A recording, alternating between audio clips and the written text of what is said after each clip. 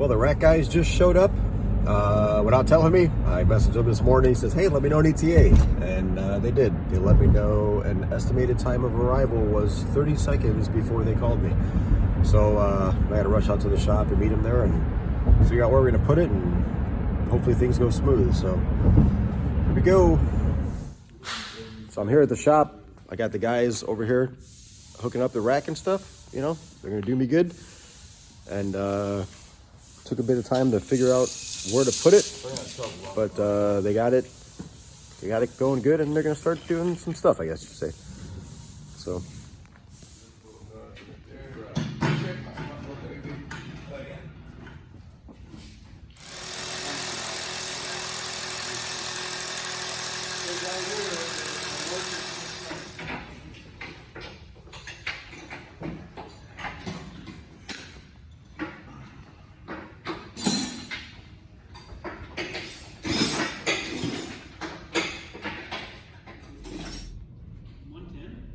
no, they wired it up. Well, the rack is installed, so bringing my trailer back home. Now we got to get the electrician out to wire it up, but so far so good, man. Thanks for following me on this.